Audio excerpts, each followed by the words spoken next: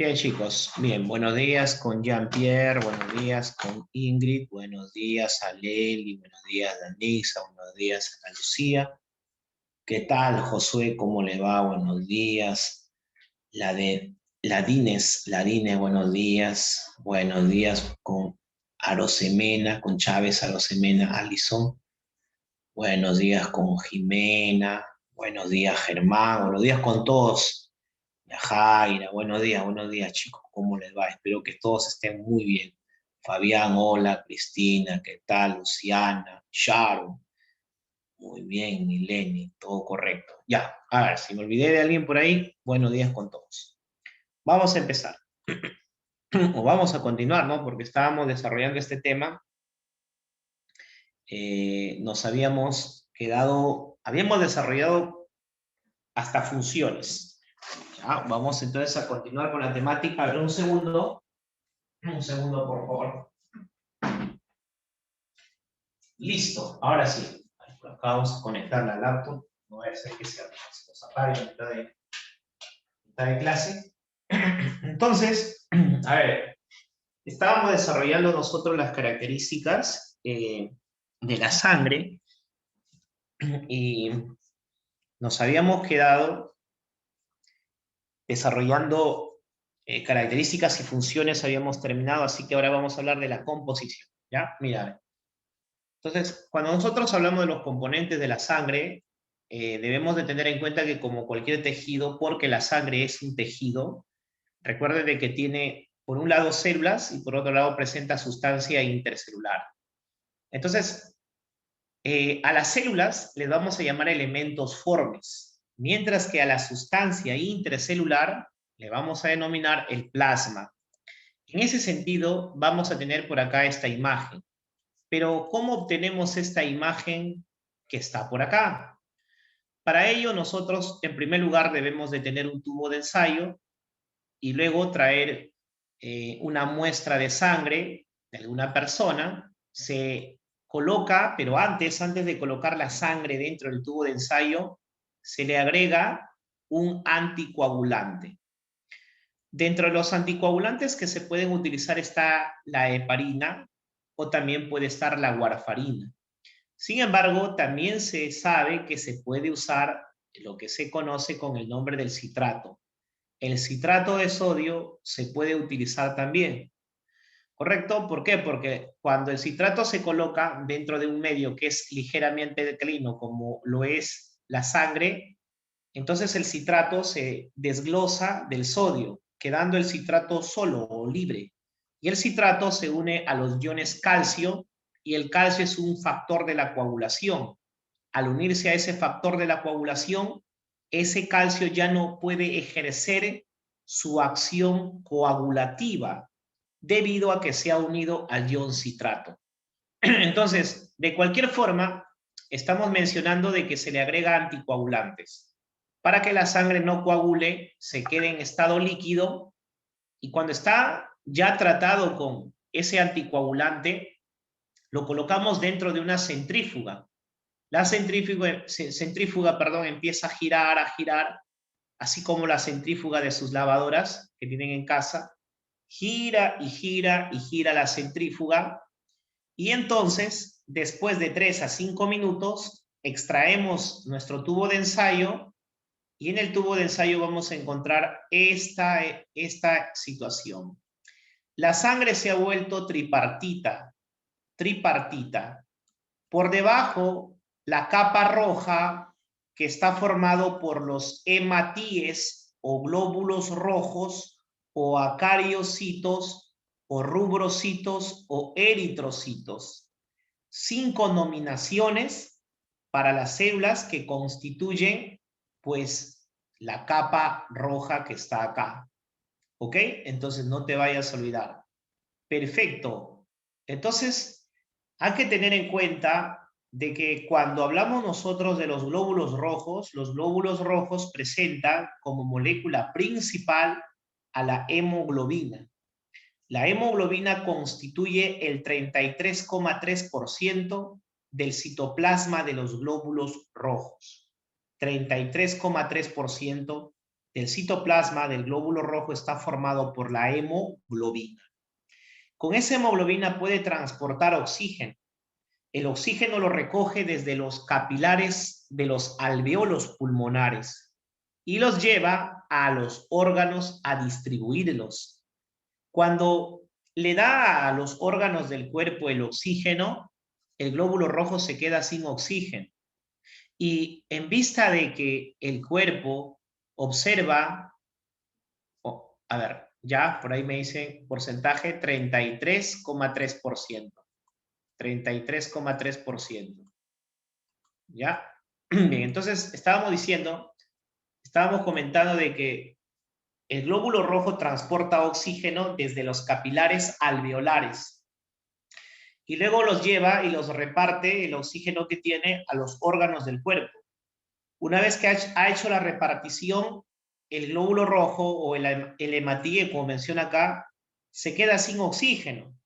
Entonces, como se queda sin oxígeno, decide regresar, pero cuando está regresando vacío, los órganos del cuerpo lo ven y ellos piensan, ¿no? Dicen, oye, el glóbulo rojo nos ha traído oxígeno, nosotros hay que darle algo. Y los órganos del cuerpo lo que hacen es darle CO2, anhídrido carbónico. Entonces, cuando el glóbulo rojo regresa cargado con CO2, llega otra vez a los capilares alveolares. Y en los capilares alveolares, pues resulta de que se da el intercambio de oxígeno con CO2. Es decir, en los capilares alveolares, el glóbulo rojo le da al capilar alveolar CO2 y el capilar alveolar le da otra vez oxígeno. Y otra vez se va a los órganos y a los órganos el glóbulo rojo otra vez le da oxígeno y los órganos al glóbulo rojo le dan CO2, ¿verdad? Y el glóbulo rojo retorna con CO2 otra vez a los capilares alveolares y otra vez intercambia con el capilar alveolar. Al capilar le da su CO2 y el capilar alveolar le da el oxígeno. Y otra vez se carga con oxígeno. Conclusión, su función es oxigenar. Su función es transportar oxígeno. Dale, no te olvides entonces, a tener en cuenta, por favor, respecto a ello. Muy bien, una vez que ya está hecho y indicado eso, ya sabes sobre la capa roja, vamos a la capa amarilla. Esta se llama capa amarilla. Acá nosotros vamos a tener, o también se le llama capa leucocitaria. Se podrá llamar capa leucocitaria, pero no solamente hay leucocitos, también hay plaquetas. Vamos con los leucocitos. Los leucocitos, para empezar, recuerda que su cantidad como máximo puede llegar hasta 10.000. Desde 5.000 hasta 10.000 leucocitos por centímetro cúbico. No debe de haber más leucocitos porque a eso se llama leucocitosis. Cuando estamos en una leucocitosis es porque los leucocitos están por encima de 10.000. ¿En qué caso sucede eso? En caso de infección, en estado inflamatorio. Por ejemplo, cuando se inflama el apéndice, los leucocitos por encima de 10.000. Cuando haces una celulitis, los leucocitos por encima de 10.000. Cuando haces una infección faríngea, una faringitis estreptocócica, pues los leucocitos por encima de 10.000. Cuando haces una pielonefritis, los leucocitos por encima de 10.000. Todo aumento del nivel de leucocitos se relaciona con un estado infeccioso e inflamatorio, ¿ya? Ahora, si se trata de bacterias, los neutrófilos salen a hacerle la batalla a las bacterias, a destruirlas. Para ello, los neutrófilos utilizan una arma. Su arma con la que destruyen a las bacterias se le conoce con el nombre de la lactoferrina, ¿correcto? ¿Cómo se llama, profe? Se le conoce con el nombre de la lactoferrina. Ahí está. La lactoferrina se encarga entonces de destruir a las bacterias. Es el arma de los neutrófilos. Pero los neutrófilos también presentan otras moléculas, como por ejemplo la catepsina, como por ejemplo la mieloperoxidasa, mejor ya. La mieloperoxidasa, creo que es la más fuerte en relación con la catepsina. La catepsina también, pero esta es mucho más eficaz. Entonces, lactoferrina y mieloperoxidasa. La vez que han preguntado en la UNT ha sido lactoferrina, molécula producida por los neutrófilos a nivel de sus gránulos secundarios y que permite la destrucción ¿de quiénes? Destrucción de bacterias. El monocito, por su parte, tiene un núcleo en forma de riñón, obsérvalo ahí, un núcleo arriñonado. Recuerda que el monocito se transforma en una célula llamada macrófago. Se transforma en una célula llamada macrófago. Su componente principal es un lisosoma. El lisosoma presenta moléculas o enzimas que se encargan de destruir a microorganismos. Eso nosotros tenemos que tener en cuenta. ¿Ya? Perfecto. Núcleo arriñonado. Recuerda. Por acá nosotros tenemos al eosinófilo. El eosinófilo es el encargado de destruir parásitos, ¿ya? Infección parasitaria, entonces nosotros tenemos al eosinófilo, ¿ya? Destrucción de parásitos por parte del eosinófilo. Ahora, ¿con qué destruye el eosinófilo los parásitos? Lo destruye con la proteína catiónica o proteína básica mayor. Entonces por acá nosotros vamos a colocar la proteína catiónica. Esa proteína catiónica, ¿para qué sirve? Sirve para destruir a los parásitos. Ahí está, proteína catiónica. Vamos a colocarlo así para que ocupe espacio en sentido vertical. Bien, entonces, esta destruye a los parásitos. ¿Quién? El eosinófilo. El neutrófilo destruye bacterias. El monocito es un macrófago, come todo lo que viene por delante de ella. Si es que hay bacteria muerta, se lo come a la bacteria. Si hay un parásito muerto, se come al parásito. Si hay un microorganismo X, se come al microorganismo X. Todo lo que encuentra a su paso se lo come, este eosinófilo. Luego tenemos al linfocito. Cuando nosotros hablamos del linfocito, estamos hablando del linfocito T y estamos hablando del linfocito B. Por si acaso, el linfocito NK no es un grupo aparte. El linfocito NK, que es el natural killer, es un tipo de linfocito T. Es un tipo de linfocito T, el natural killer. A tener en cuenta el detalle. Bien, vamos a ver, atentos a, el linfocito B se transforma en plasmocito. El linfocito B se transforma en plasmocito. Y ese plasmocito produce anticuerpos. Anticuerpos como las inmunoglobulinas. Después le voy a preguntar, ¿ah?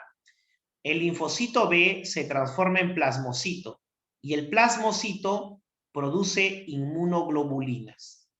Pero también tenemos nosotros al linfocito T, el linfocito TCD4, el linfocito más inteligente que tenemos. Ese linfocito va a mediar todo tu sistema inmunitario. Cuando hay una bacteria, inmediatamente el linfocito T lo avisora, se despierta, va y le dice, neutrófilo, ha llegado una bacteria, tú comes bacterias, tú destruyes bacterias, anda, destruye y cómetela. Y eso es lo que hace el neutrófilo. Si viniese un parásito, un helminto, un estrongiloides, un trichuris, trichuria, inmediatamente el linfocito T se despierta y va y le manda un mensaje al eosinófilo. Eosinófilo, ha ingresado al cuerpo un parásito, un helminto, tienes que ir a destruirla. Y el eosinófilo va con su arma llamada proteína catiónica y destruye al parásito. ¿Te das cuenta? El linfocito T es un organizador de tus defensas. Es el que va de alguna manera a ser el jefe de un equipo, va a ser el comandante de un ejército, va a ser el guía, ¿correcto? Entonces, eso es lo que tienes que tener en cuenta. Cuando hablamos nosotros del basófilo, el basófilo está relacionado con la respuesta alérgica. El basófilo, recuerda que hace acción o genera una acción contra moléculas que no son compatibles con nosotros. vamos a imaginar que tú necesitas una transfusión sanguínea, pero tú eres grupo sanguíneo ORH positivo, pero en vez de colocarte una muestra de sangre o una unidad de sangre ORH positivo, te colocan un AB o un B negativo. ¡Wow! Si te colocan un B negativo, inmediatamente tu cuerpo va a reaccionar contra la sangre. ¿Quién reacciona? Esta célula que está acá, llamada basófilo. El basófilo va a responder y va a liberar histamina y también las proteínas del choque anafiláctico, porque es posible que cuando te colocan una sangre que no es compatible con la tuya, hagas choque anafiláctico. ¿Qué es eso, profe?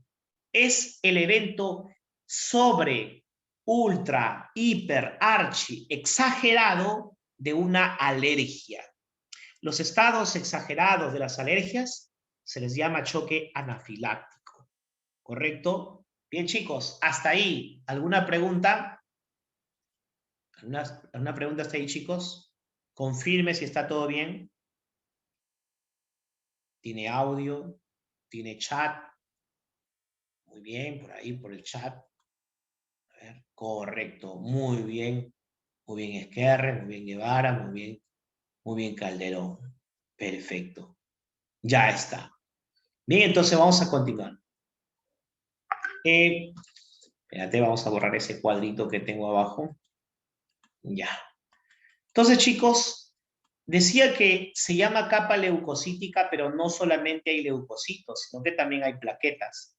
Las plaquetas, recuerdan de que son células que permiten la formación del coágulo, ¿correcto? Forman, no te olvides, el trombo primario, ¿ya? El tapón primario, así se le llama, tapón primario.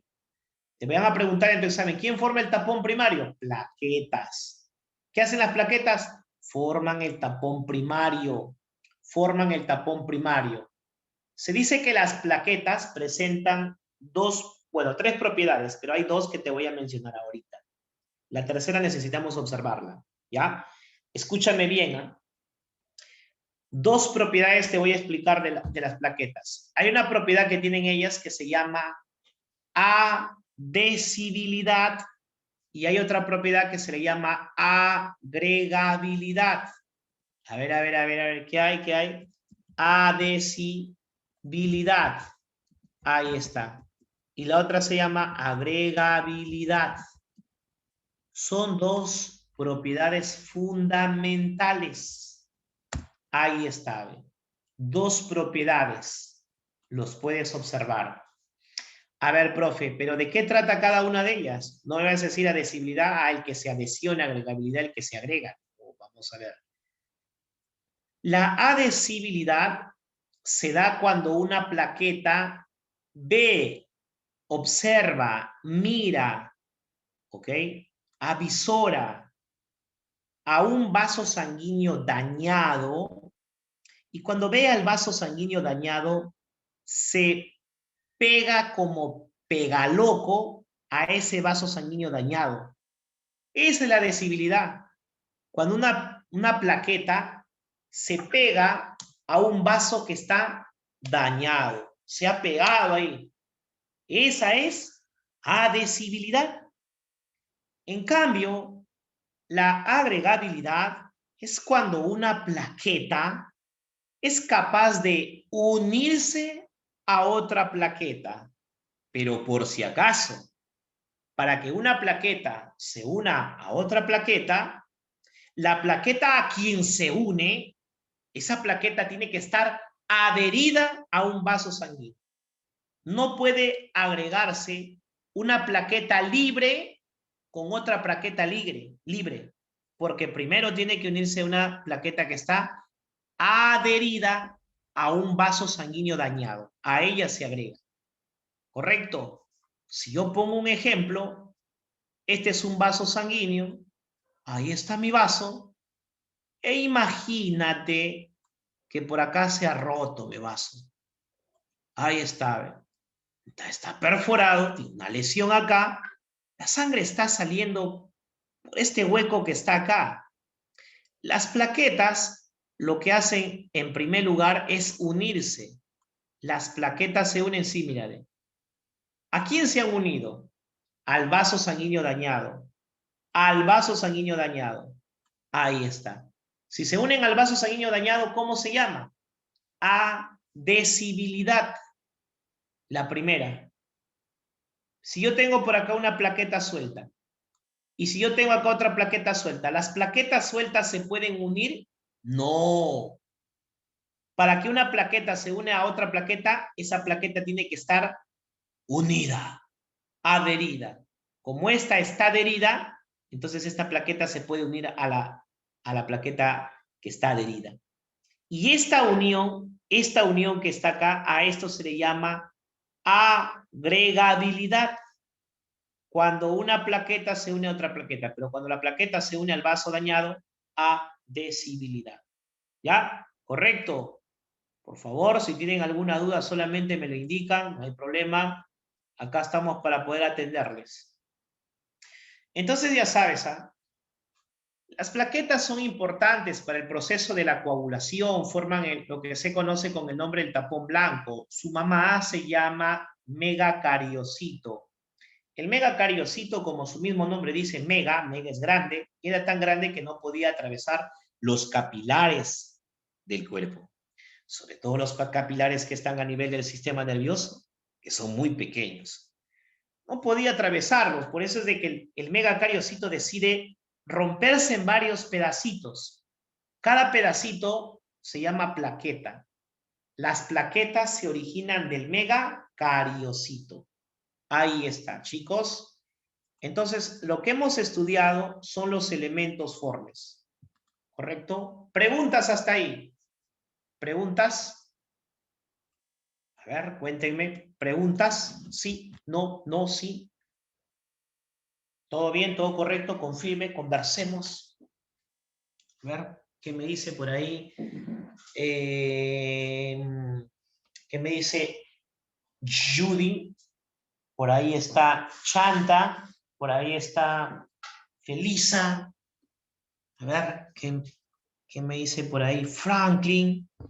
Flor Karina. ¿Qué me dice Giancarlos? Jimena. Lucunza. Sharon. ¿Qué me dice Abril? ¿Qué me dice Aleli? ¿Todo bien? Geraldine, Erika, Valeria, Antonella, Alison, Rosemary. ¿Qué me dicen, chicos? ¿Ya? Me dice, profesor, la parte de plaquetas. Mira, las plaquetas debes de recordar que tienen dos propiedades. ¿Ya? Muy bien. Las propiedades de las plaquetas. Ahí está.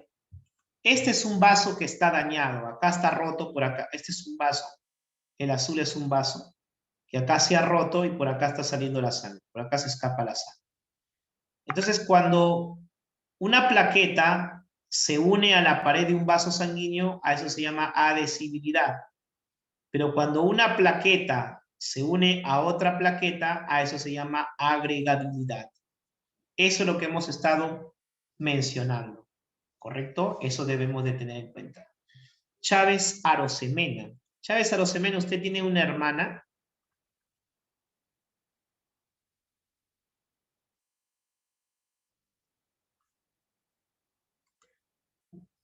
Ah, claro. Correcto. Bueno, mi persona conoce a su hermano. Saludos. Entonces, nosotros debemos de tener en cuenta eso, ¿ya? Ya está ahí las plaquetas. Ahora, lo que nos falta es hablar de plasma. Vamos a ver el plasma. A ver, vamos por acá con el plasma. Bien, a ver, cuando nosotros hablamos del plasma, debemos de tener en cuenta que es el componente líquido de la sangre. ¿Ya? Este componente líquido es la sustancia intracelular de un tejido, en este caso el tejido sanguíneo. Entonces el plasma debe de tener en cuenta de que tiene ciertos componentes. ¿Ya? Entonces, por acá nosotros tenemos al componente más abundante, que es el agua. ¿Correcto? Entonces, el componente más abundante es el agua. A tener en cuenta eso. ¿Correcto? ¿Ya? Entonces, el agua es importante, no solamente por el porcentaje, sino que porque tienes que tener en cuenta de que en el agua se llevan a cabo las principales reacciones bioquímicas. En el agua se llevan a cabo las principales reacciones bioquímicas. Sirve para poder transportar. Es importante como transportador de moléculas tanto orgánicas como inorgánicas. ¿Correcto? Además que tiene un efecto termorregulador y que también es importante. Tiene un efecto termorregulador. El otro componente, acá hay una cosa importante. La vez que ha venido en la UNT como pregunta sobre el agua y su porcentaje ha venido como 91,5%. ¿Ya? 92% redondeando. En San Marcos alguna vez vino 95%. Lo ideal es de que entiendas que va de 90 hasta 95%. ¿Ya? Debes de tener en cuenta que no todos tenemos la misma cantidad. Eso va a variar. Siempre tienen sus desviaciones estándares. ¿Correcto? Entonces, no siempre es un número exacto. No porque alguien tenga 92% de agua significa que yo también lo voy a tener. O si yo tengo 91,5 no significa que ustedes lo tengan así, igualito. Puede ser que lo tengan más, puede ser que lo tengan menos. Hay que tener en cuenta ese detalle. ¿Qué pasó? Entonces, ya saben, cuando hablamos del segundo componente más abundante, estamos hablando de las proteínas. Las proteínas es el segundo componente más abundante. Ahora, de las proteínas, recuerden de que la más abundante es la albúmina. La albúmina es la proteína más abundante, ¿correcto? A ver, la albúmina es un transportador nato, transporta incluso fármacos, transporta bilirrubina. De lo que no está acá, debes de recordar que transporta fármacos, transporta también bilirrubina. Y está relacionado con la presión oncótica. La presión oncótica regula la concentración osmótica del plasma. ¿Qué es la concentración osmótica? La concentración osmótica es la cantidad de agua. La concentración osmótica es la cantidad de agua. Profe, usted habló de una presión, sí, de la presión oncótica. Profe, ¿cómo es eso? No entender. Ya, mírame. Tenemos acá un nuevo vaso sanguíneo, ¿correcto? Recuerda que la albúmina es una proteína que regula la presión oncótica. Imaginemos que esta es la albúmina. La albúmina, la albúmina, la albúmina. La albúmina regula la presión oncótica. ¿Qué es la presión oncótica?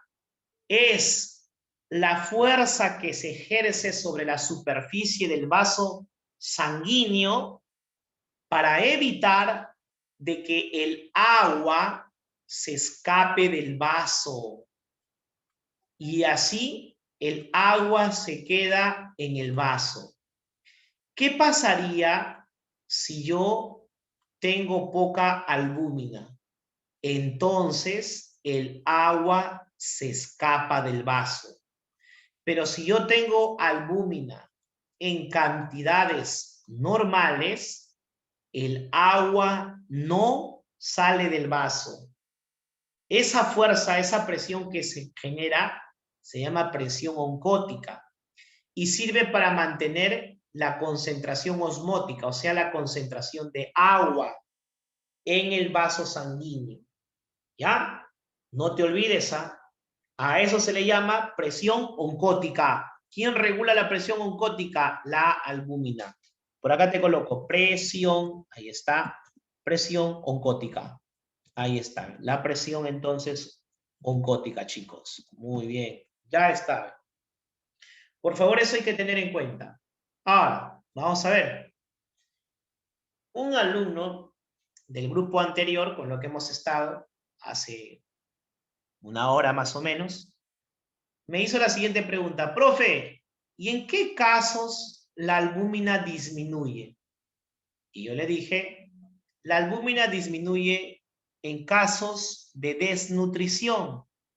Cuando hay una desnutrición, entonces vamos a tener una disminución de la albúmina. ¿Correcto? Ya, ahora, escúchame bien. Si una persona tiene desnutrición, va a tener pocas de estas moléculas. El nivel de albúmina va a disminuir.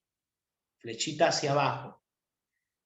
Si hace rato hemos dicho que la albúmina se relaciona con la presión oncótica, al disminuir la cantidad de albúmina, disminuirá también la presión oncótica. Y si disminuye la presión oncótica, el agua no queda retenido. El agua sale. Pero para entender qué es lo que pasa, vamos a imaginar lo siguiente. Imagínate que esta es tu mano. Un dedo, 2 dedos, 3 dedos, 4 dedos, 5 dedos. Por acá está la piel de tu antebrazo. Ahí está. ¿Ya? Estamos exagerando, obviamente. Entonces, acá está, ¿ve? Un dedo, 2 dedos, 3 dedos, 4 dedos y 5 dedos. Y por acá está la piel que cubre. Ya está. Entonces, estamos en el caso de un paciente con desnutrición. ¿Ah? Si el paciente tiene desnutrición, baja la presión oncótica. ¿Y qué pasa con el agua? ¿Se queda o sale? Sale. Claro, el agua sale. Muy bien, el agua sale. Entonces, recuerden que acá nosotros tenemos células. Las células estaban juntitas así. Todas las células estaban juntas como hermanas. Ahí está, ¿ves? Estaban juntas. Muy bien. Todas juntas. Pero cuando el agua sale, el agua se coloca entre célula y célula y las células se separan. Se separan las células, no te olvides. ¿Ah? ¿Qué, profe? ¿Se van a separar las células? Sí, las células se van a separar. Profe, ¿cómo quedaría si es que las células se separan? A ver, vamos a ver, pues. Si las células se separan, ya no van a estar en esa pose. No, van a cambiar, profe, de pose, claro. ¿Y cómo quedaría? Mira, una célula por acá, otra célula por acá, una célula por acá, otra célula por acá, una célula por acá, otra célula por acá. Ahí está, separadas. Y la piel, mira cómo estaría. Profe, una bola. Sí, una bola. A esto se llama edema. ¿Por qué se ha producido el edema? Porque el agua ha salido. ¿Debido a qué? A la disminución de la albúmina y posterior disminución de la presión oncótica. A eso se llama edema. ¿Correcto? A eso se llama edema. Seguramente que tú has visto imágenes de personas del África, son flaquitos, flaquitos, flaquitos y tienen su pancita grande, ¿sí? Una panza edematosa, un abdomen edematoso. ¿Producto de qué? De una disminución de la albúmina, disminución de la presión oncótica y disminución de la presión osmótica. Esto es un signo de qué? De desnutrición. Y es correcto porque en el África existe un nivel de desnutrición muy marcado. ¿Ok? ¿Estamos ahí? ¿Correcto, chicos? ¿Todo bien? ¿Todo tranquilo? Bueno. Entonces, debemos de recordar que las globulinas también son proteínas plasmáticas. La segunda más abundante, la más abundante es la albúmina, la segunda más abundante es la globulina. Recuerda que de las globulinas existen globulina alfa, globulina beta y globulina gamma. Ahí está, 3 globulinas, alfa, beta y gamma. Profesor, los edemas generalmente son causados por falta de albúmina. No, también pueden ser causados por un evento traumático. ¿Ya? Un evento traumático también puede generar un edema. Solamente que en el evento traumático no vamos a encontrar solamente una extravasación de plasma, sino que también va a salir sangre, ¿ya? Entonces también es posible encontrar ahí sangre. Entonces, pero debes de tener en cuenta que no siempre la albúmina va a ser una causa de edema, ¿ya? Bien. En el Perú se genera una enfermedad edematosa en los niños de 1 o 2 años que se le llama anasarca. ¿Producto de qué? El poblador de la sierra generalmente a los hijos o sea, ¿qué pasa? Bueno, ese era antes, ¿no? El poblador de la sierra antes tenía el pensamiento de que todo lo que producía en sus chacras, en sus campos, era para venderlos. Y al final ellos comían, tenían digamos, una comida que no era muy saludable porque se alimentaban a base de papa, yuca, granos y arroz nada más. Cuando lo más importante, que son las carnes, lo terminaban por vender. Bueno, ahora ya el pensamiento ha cambiado un poco debido a que la promoción en salud ha aumentado bastante. Entonces, ahora el poblador de la sierra produce y cría esos animales y ellos lo consumen ahora. Y por eso que han mejorado bastante su nivel de nutrición. Pero antes llegaban así bastantes pacientes. Yo me acuerdo cuando estaba estudiando la carrera de medicina, una señora que tenía su hijo de 1 año, 2 años más o menos, y el niño estaba pero edematoso.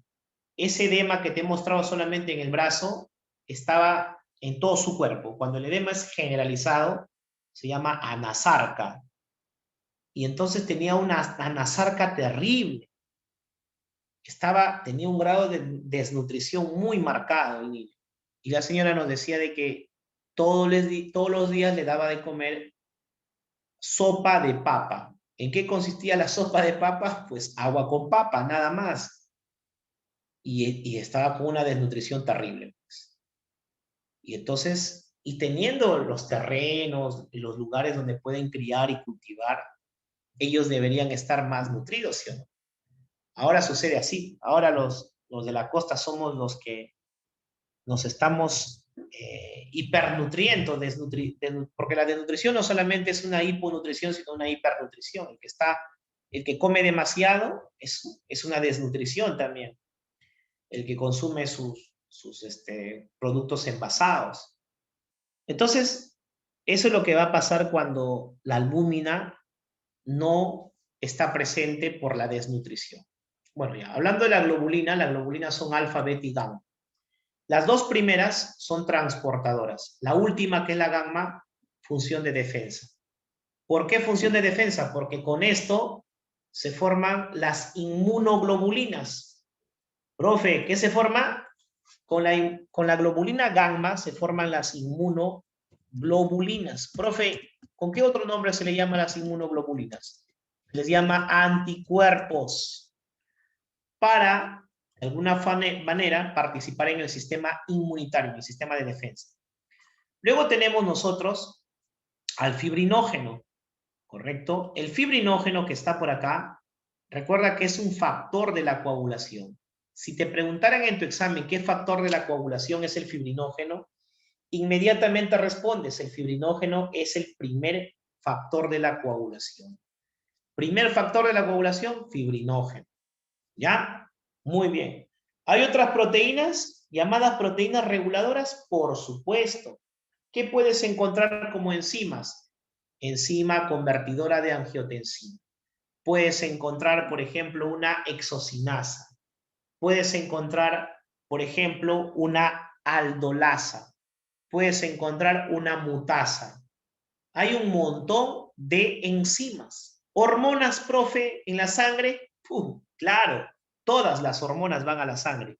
Insulina, glucagón, somatotropina, somatostatina, luteinizante, folículo estimulante. Voy a encontrar también cortisol, voy a encontrar dehidroepiandrosterona, voy a encontrar eritropoyetina, voy a encontrar tirotropina, corticotropina, voy a encontrar somatotropina, voy a encontrar todas las hormonas que secretan mis órganos glandulares endocrinológicos. ¿Correcto? Proteínas de la coagulación, ya hemos dicho una, fibrinógeno, pero hay más, claro, proacelerina, proconvertina, factor tisular, el factor antihemofílico A, B y C, el factor de Hageman, el factor de Stuart-Power. Voy a encontrar varias proteínas de la coagulación. Ahí está. Ese es el análisis de tu sangre, ¿correcto? Ahora, por otro lado, espérate para borrar esto, un segundo. En la imagen de la izquierda, ahí les está apareciendo la imagen de la izquierda, nosotros lo que tenemos ahí son los componentes de la sangre, que ya lo hemos estudiado, pero acá, desde otro punto de vista. A ver, vamos a ver, ¿ah? Vamos a ver. Hace un momento,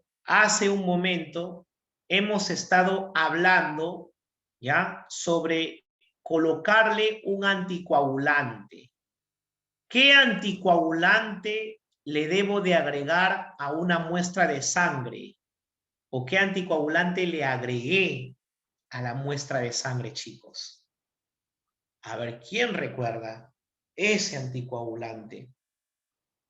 Muy bien, por ahí me está diciendo ya hay una respuesta. Chirinos me dijo una.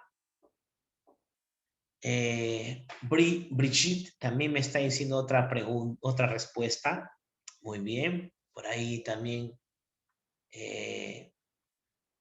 Paredes me está mencionando otra respuesta. Muy bien. Y todos han acertado. Todos han acertado. Recuerden, muy bien. Muy bien, muy bien. Por ahí también me están respondiendo. Ahí hay otra respuesta. Sharon me está diciendo que se trata de la heparina. Bien, entonces lo que se ha agregado es el anticoagulante llamado heparina. Pregunta, ¿en cuál de los frascos hemos agregado heparina? ¿En el primero o en el segundo?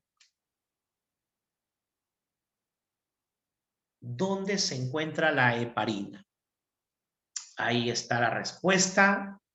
Me dicen en el primero, Fabricio. En el primero. Muy bien, Ingrid. Correcto. Muy bien, Brigitte. En el primero. Entonces, acá se ha agregado heparina. Por eso que se parece a este, mira. Mira cómo se parece. Esto se parece a esto que está acá. La heparina, ¿qué cosa es? Es un anticoagulante. Acá no hemos agregado ningún anticoagulante. Observa que dice, sin anticoagulante. Como no le has agregado un anticoagulante, no le agregaste nada, entonces la sangre va a coagular. Se forma el coágulo de sangre. ¿Cómo formo un coágulo de sangre? Voy a formar un coágulo de sangre con factores de la coagulación. Agarro los factores de la coagulación que estaban por acá y con ellos formo mi coágulo. ¿Correcto? Una vez que yo tengo acá mi coágulo, la pregunta es, ¿en este sobrenadante habrá factores de la coagulación? ¿Sí o no? ¿Qué me dicen? Una vez que ya se formó el coágulo, acá habrá factores de la coagulación, ¿sí o no? ¿Qué responden? No, pues no hay factores de la coagulación, porque los factores de la coagulación me han permitido formar el coágulo. Cuando no hay factores de la coagulación, a eso se llama suero. Cuando no hay factores de la coagulación, a eso nosotros le llamamos suero. En cambio, cuando sí se le agrega el anticoagulante, heparina o citrato sódico, no se forma el coágulo. ¿Y por qué no se forma el coágulo? Porque no se han usado factores de la coagulación. ¿Dónde están los factores de la coagulación? Acá en el plasma. Cuando hay factores de la coagulación, llámale plasma. Cuando no hay factores de la coagulación, llámale suero. Eso tenemos que tener en cuenta. Entonces, ¿qué es el plasma? El plasma es un suero, pero si le agregas, si le sumas factores de la coagulación. Igual puedes despejar esta ecuación. ¿Qué es el suero? El suero es el plasma menos factores de la coagulación. En cambio, el plasma es suero con factores de la coagulación. Simple, no te olvides, como una ecuación común y corriente. Profe, escríbalo por si acaso, ya. P de plasma es igual a suero más FC, factores de la coagulación. Tú estás acostumbrado a despejar, ¿sí? El suero lo deja solo. El FC, que está con más, pasa con menos. Entonces, ¿cómo quedaría? Quedaría que el suero es igual ¿a quién? Al plasma menos los factores de la coagulación. Ahí está. Eso tienes que recordarlo. Profe, ¿cuál me ha venido? El que te ha venido precisamente es este. Así como está, el suero es plasma menos factores de la coagulación. ¿Correcto? Eso es lo que debemos de recordar. Acá está el resumen de lo que hemos visto. Los elementos de la célula son, recordemos que están los elementos formes, ahí está, los elementos formes representados por los leucocitos, los glóbulos rojos y también las plaquetas. Y el otro componente sobrenadante viene a ser el plasma. Ahí está, chicos. ¿Ok? Bastante sencillo. Si tienen alguna pregunta, solamente me lo indican. Ahora, vamos a ver qué es el hematocrito. El hematocrito, en primer lugar, debes de recordar que ¿qué es lo que habíamos hecho? Habíamos colocado un anticoagulante, una muestra de sangre, lo habíamos centrifugado y habíamos obtenido esto. Inmediatamente después de ello, agarro y mido pues la longitud de glóbulos rojos y luego voy a medir a toda la sangre. Ahí está. Solamente a los glóbulos rojos le pongo A, por acá, y a toda la sangre le pongo B. Toda la sangre B es equivalente al 100%. Entonces A, que solamente es glóbulos rojos, ¿qué porcentaje es? El porcentaje de glóbulos rojos es A por 100, o sea, 100A sobre B. Ese es, no te olvides, el porcentaje de glóbulos rojos. Y a ese porcentaje de glóbulos rojos se le llama hematocrito. Así se le llama. El hematocrito es la representación porcentual de los glóbulos rojos en relación a una muestra determinada de sangre. Eso tenemos que tener en cuenta. Teoría dice. ¿Qué nos dice la teoría? Vamos a ver, pues. Vamos a ver qué dice tu teoría. Ahí está. Teoría dice, cantidad porcentual de glóbulos rojos en relación a todo el volumen de sangre que tenemos.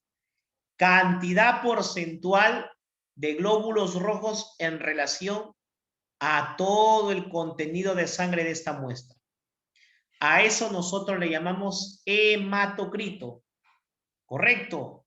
A eso se llama hematocrito. Muy bien, muy bien. Ya está. ¿Quién tiene más hematocrito? Pues el que tiene más glóbulos rojos. ¿Quién tiene más glóbulos rojos? El varón. El varón tiene más glóbulos rojos y menos tiene la mujer. Pero ¿en qué casos de manera anómala tenemos un hematocrito bajo? En el caso de una anemia. Las anemias se ponen en manifiesto con una disminución del hematocrito, sea la anemia que sea, anemia normocítica, hipocrómica, hipercrómica, anemia de tipo denominada talasémica, sideroblástica, deplanocítica, ferropénica. cualquier clase de anemia, hipercrómica, hipocrómica, normocrómica, todas las anemias relacionadas con un hematocrito bajo. Pero una anemia no es una enfermedad.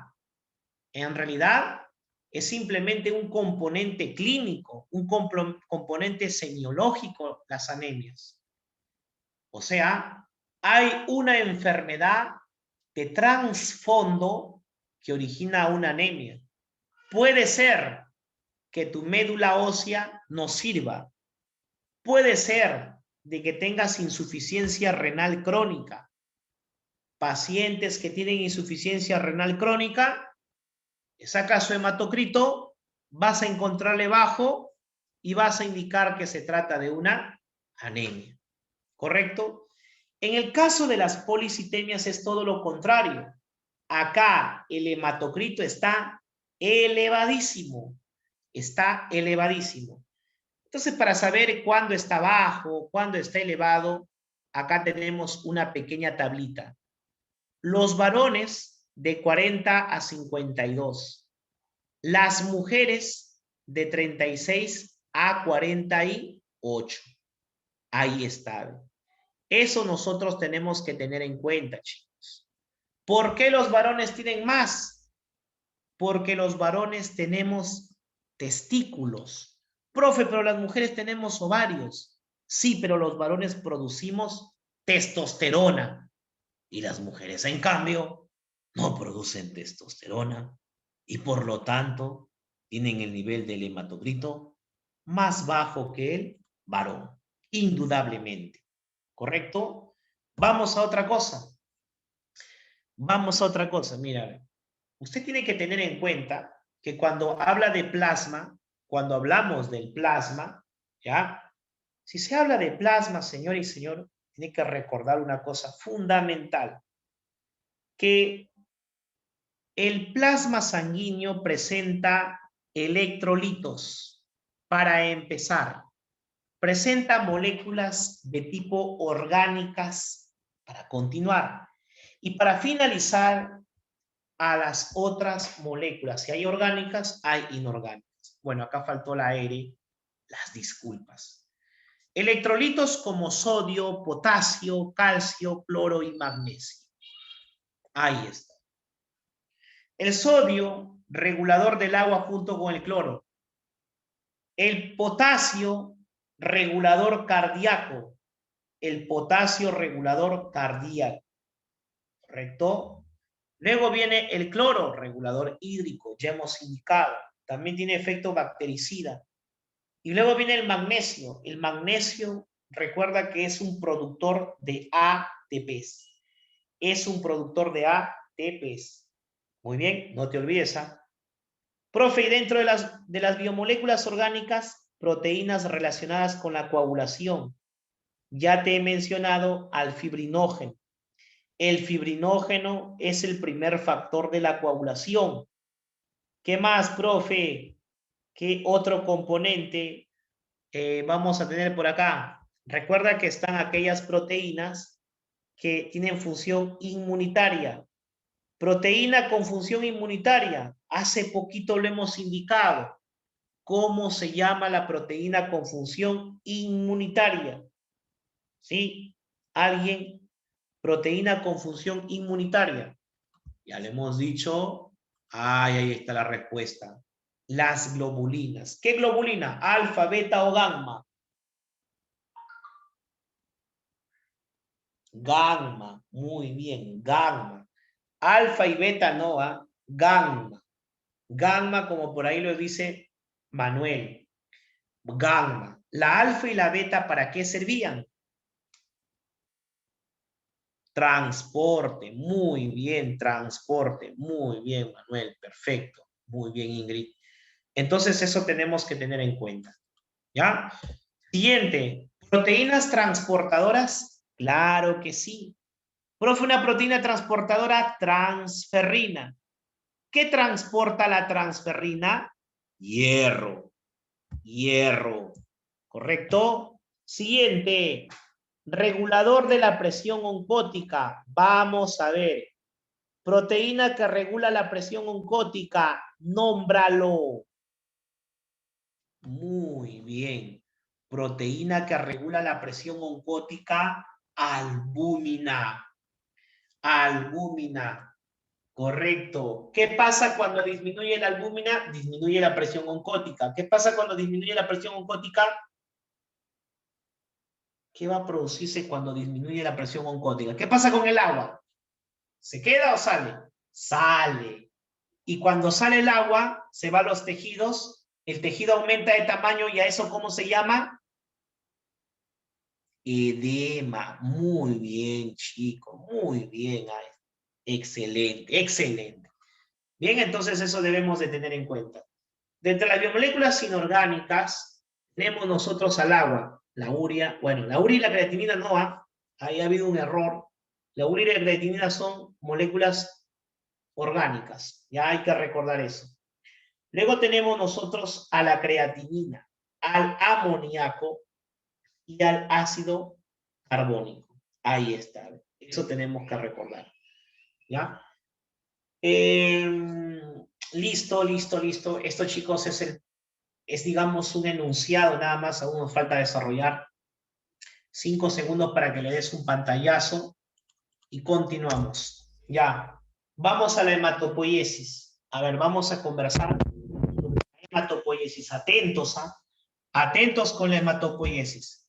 Primero, ¿qué es la hematopoiesis? La hematopoiesis, recuerda por favor que hace referencia a la capacidad que tienen ciertos órganos en tu cuerpo para producir células sanguíneas, ¿correcto? Capacidad que tienen ciertos órganos de tu cuerpo para producir células sanguíneas. Ahora, no todos los órganos de tu cuerpo tienen esa capacidad. Los órganos se llaman órganos hematopoiéticos, ¿correcto? Los órganos se llaman órganos hematopoiéticos. Y la sangre se ha formado desde que tú eras un embrión. Desde que tú eras un embrión, recuerda de que se dio la formación o se dio el proceso de la transformación o formación de glóbulos rojos mediante hematopoiesis. Ya estamos, ¿Ya sabe lo que es la hematopoiesis? Sí, profe. La hematopoiesis, acá ya. La hematopoiesis, recuerda que es el proceso de formación de células sanguíneas. Pero para saber cómo funciona eso, acá te presento este cuadro.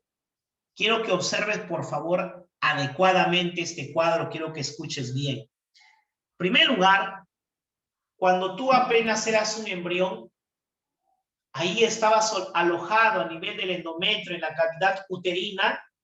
Debes de recordar que había una estructura importante que se llamaba saco vitelino. Cuando hubo una reunión de órganos y los órganos se reunieron para ver quién realizaba la hematopoiesis, el primero en levantar la mano fue el saco vitelino. El saco vitelino dijo: yo voy a ser el primero en encargado de formar elementos celulares de la sangre. ¿Tú, saco vitelino? Sí. Y el saco vitelino producía un montón de sangre, mira, más del 90%. Pero resulta que el saco vitelino, que es formado por la capa ectodérmica de los embriones, el saco vitelino empezó a degenerarse, empezó a involucionar, mírame. El saco vitelino empezó a degenerarse, a degenerarse más, hasta que llegó un momento en el que producía solamente el 20% de sangre. ¡Ah, no! Se asustó el cuerpo. Si tú vas a producir el 20% de sangre solamente, podemos sufrir una fase anoxigénica y eso puede comprometer el desarrollo del posterior feto. Y también podría comprometer la integridad del organismo cuando ya se ha dado el nacimiento. En ese sentido es de que por ahí alguien dice: cuando tú vas desapareciendo con tu función, yo iré aumentando y reemplazándote. ¿Quién eres tú? El hígado. Hígado, ¿tú vas a suplirme? Sí, sí saco vitelino. Cuando tú ya no estés presente, cuando tú te hayas ido, cuando te hayas desaparecido del mapa mundi, entonces yo te voy a reemplazar, yo el hígado. Y ya te estoy reemplazando. Pero quiero decirte una cosa, que no voy a poder reemplazarte totalmente, solamente voy a alcanzar un 70% de producción. Y el saco vitelino dice, no puede ser. Yo siempre he formado el 90% y tú quieres formar el 70%. Sí, le dice, porque esa es mi máxima capacidad.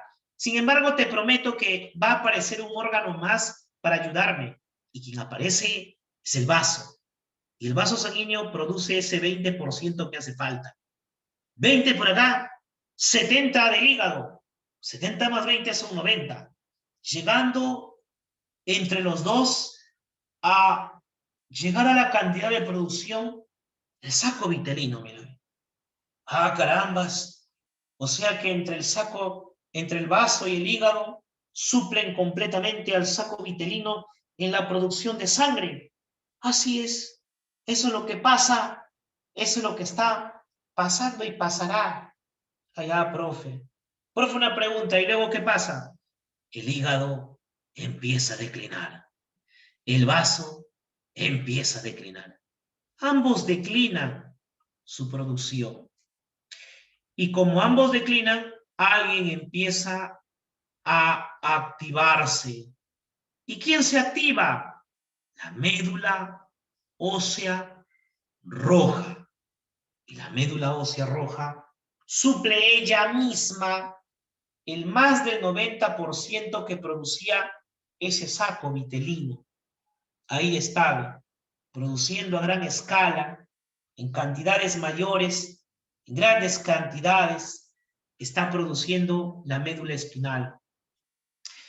Y ahora tengo que decirte una cosa, de que la época en la que el saco vitelino producía sangre, número 1, se llamaba la etapa mesoblástica.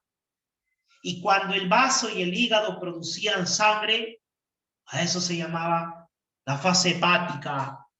Y ahora cuando la médula ósea roja produzca los elementos formes de la sangre, se llamará la etapa mieloide. ¿Correcto? La etapa mieloide. Sí. De vez en cuando, nosotros debemos de tener en cuenta de que hay alteraciones a nivel de la médula ósea. Alteraciones benignas, así como alteraciones malignas. Alteraciones malignas, como por ejemplo los casos de leucemias mielocíticas. ¿Por qué se llama leucemia mielocítica? Se llama leucemia mielocítica porque afecta al tejido mieloide. Profesor, y cuando hay una leucemia mielocítica que afecta a ese componente mieloide llamado médula ósea, yo quiero saber, profe, si por si acaso hay otra forma de leucemia. Sí. ¿Cómo se llama? Leucemia linfocítica. ¿Y cuál es la diferencia, profe? La leucemia linfocítica afecta a ciertas células como los linfocitos. En cambio, las leucemias mielocíticas afecta a todo el sistema mieloide, glóbulos rojos, neutrófilos, basófilos, macrófagos, a todos afecta y todos hiperproliferan. Por eso que una leucemia mieloide es mucho más catastrófica desde el punto de vista de la viabilidad del paciente en relación a la leucemia linfoide. Es decir, la leucemia mieloide, el paciente va a morir. Algunas veces solamente se salva. En cambio, en una leucemia linfoidea, los pacientes en gran cantidad van a sobrevivir. ¿Correcto? Pero en la mieloide no. En la linfoide sí sobreviven. En la mieloide no. Y una de las leucemias mieloideas más cruentas, una de las leucemias mieloides más catastróficas para el paciente es la púrpura trombocitomínica de Henoch-Schönlein. La púrpura trombocitopénica de Henoch-Schönlein. Esa púrpura trombocitopénica generalmente es una leucemia mieloidea que afecta a los niños y que en una semana nada más termina con la vida del paciente. Es una leucemia muy, muy catastrófica. ¿Correcto? A la edad de ustedes, quien produce células sanguíneas, pues son o es la médula ósea. Pero si te das cuenta, empiezan a declinar su producción. Hasta el resto, o hasta lo que te queda de vida. Hasta lo que te queda de vida. Ahora, atento con lo que te voy a decir. Más o menos ustedes estarán entre 16, 17, quizá por ahí 18, 19, 20 quizá. Vamos a imaginar que en una media definitiva están en 20. O cuando lleguen a los 20 años, obsérvame. Observa tu curva. Observa la curva que tienes. ¡Wow! La curvaza. Ahí, date cuenta ciertos puntos de vital importancia. A los 20 años, tu tibia estará ahí, mi amigo. Habrá bajado un montón. A los 20 años, tu fémur. A los 20 años, tus costillas.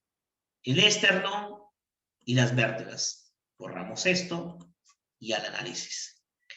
Cuando tú tengas 20 años, o si ya tienes 20 años, tu hueso llamado tibia ya no sirve para producir sangre.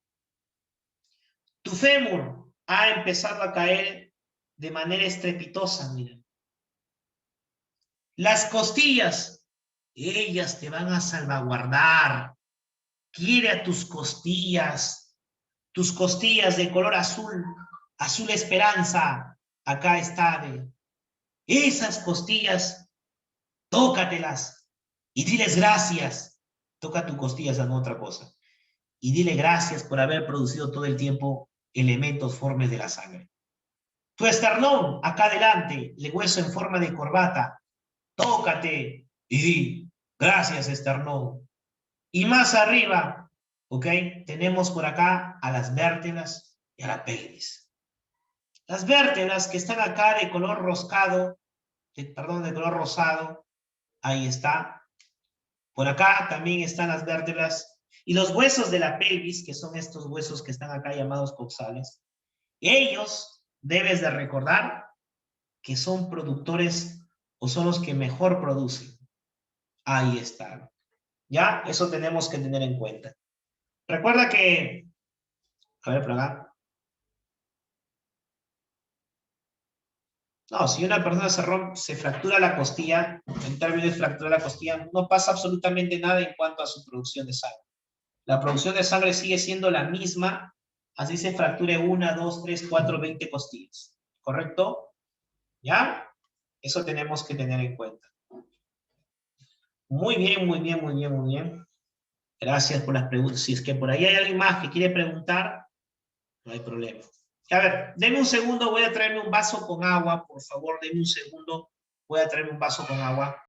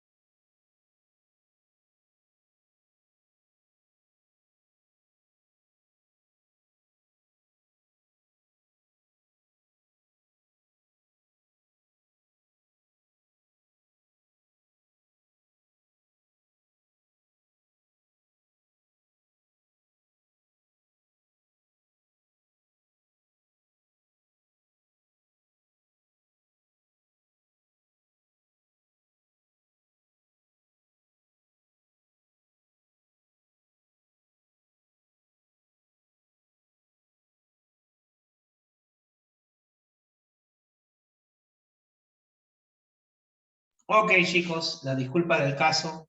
Necesitaba beber un poco de agua. Me dicen, profesor, ¿hasta qué edad una persona sigue creciendo? Bueno, en el caso de la realidad peruana, los varones crecen hasta los 15 años y las mujeres hasta los 13, a lo mucho 14. Difícilmente un varón crece hasta los 18, como mencionan a veces por ahí el vecino, la vecina, ¿no? Entonces no se crece hasta los 18 años en la realidad peruana. Ahora, obviamente, cuando te dicen crecimiento, también puede ser un crecimiento lateral, el hecho de engrosarnos, ¿no? Ese engrosamiento se termina a los 25 años, pero es el crecimiento lateral. Bueno, a ver, vamos a ver. Bien, entonces, ahora, para que se dé la hematopoiesis, entonces, necesitamos nosotros de la médula ósea roja, chicos. ¿Y cómo hacemos para que la médula ósea roja forme sangre? Tenemos que mandarle mensajeros, mira. Estos mensajeros que les está apareciendo por ahí, ellos van y le tocan la puerta y le dicen, oye, médula ósea, forma sangre. La timosina, la trimoproyetina, factores de crecimiento de la fase G y la fase M, por acá factores de crecimiento de la fase S, por acá interleucinas. Eso es lo que nosotros necesitamos para que se pueda llevar a cabo la hematopoiesis. ¿Correcto? Recuerda, en la etapa embrionaria, saco vitelino, etapa mesoblástica. En la etapa fetal, hígado y vaso, fase hepática. Poco antes del nacimiento, en el nacimiento y después del nacimiento, quien se encarga de realizar la producción de sangre, o sea, la hematopoiesis, ya es la médula ósea. Y a esa fase se llama fase mieloide. A esa fase se llama fase mieloide. ¿Correcto? Bien, chicos, a ver, acá alguna pregunta, ¿les quedó claro? Por favor, siempre comunicándose. Tienen audio, tienen también su chat por ahí. Yo estoy con la mano levantada, me parece. A ver, vamos a ver. Entonces, recuerden, ustedes pueden hacer sus preguntas. Ahí tienen el chat para que puedan, por favor, cualquier cosa, emitirme alguna pregunta. Y yo voy a estar acá presto para poder atenderles, chicos. Ya, a ver, vamos a ver. Buena pregunta. A ver, y creo que la había pasado por alto. Muy bien. Mira lo que dice por ahí Ana Torres. ¿Ah? Ana Torres previsualiza y nos menciona algo importante que no le hemos marcado. Los ganglios linfáticos.